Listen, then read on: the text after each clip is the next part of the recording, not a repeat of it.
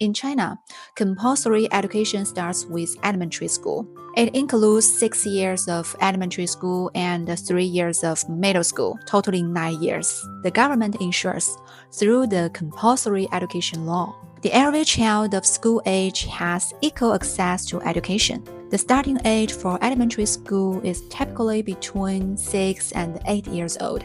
Elementary school is divided into 6 grades, with courses focusing on foundational knowledge, including subjects like math, Chinese, English, and so on. When I was in elementary school, it's about 30 years ago, and I remember my favorite courses were not the core academic ones like math or Chinese, My favorites were the extracurricular activities in arts and the sports, such as martial arts, dance and calligraphy, and various musical instruments.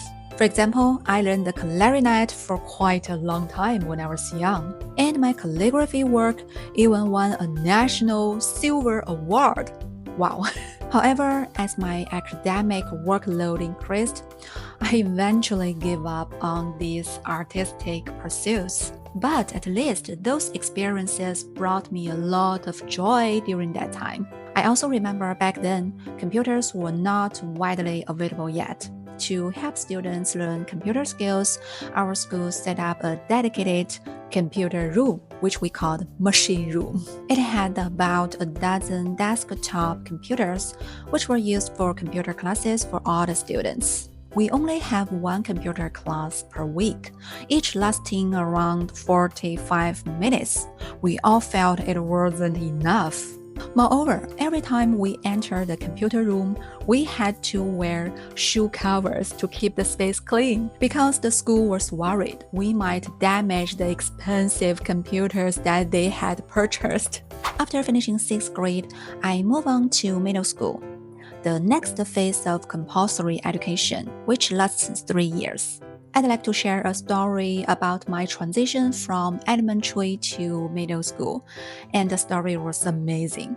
At that time in my city, elementary graduates were assigned to middle school based on the region they lived in. However, everyone wanted to get into the best school in their area.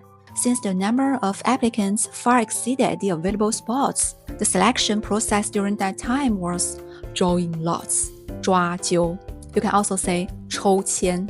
I remember it was the year 2000.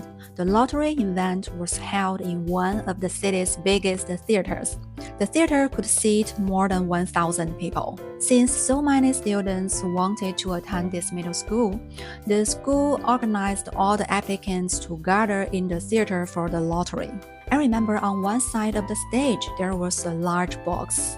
We had to line up to go on stage and draw aloud one by one. After drawing, a teacher would immediately verify the result with you, so you knew right away whether you were admitted.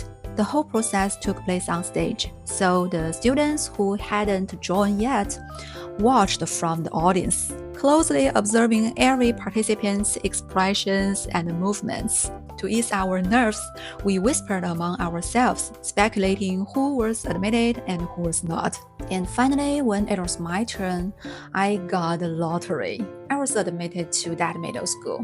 Later, a teacher told me that I was the only one in my group who got in, which was quite a surprise. I feel like I was really lucky. Looking back, the idea of relying on a lottery for school admission seems so absurd. Well, I'm not sure the current system, but I think the lottery system definitely no longer exists.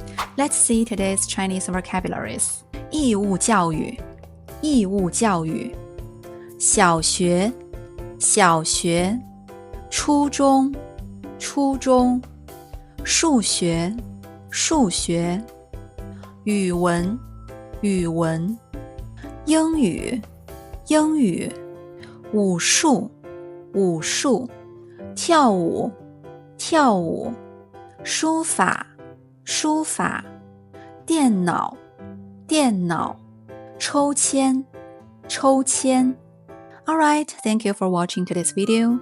Next time, I will share more experiences with my high school and also the very important and strict Chinese college entrance exam. Okay, if you want to know more about Chinese culture and also my own personal growth stories while learning some useful Chinese words, don't forget to subscribe to my channel. I'm Minnie. See you next time.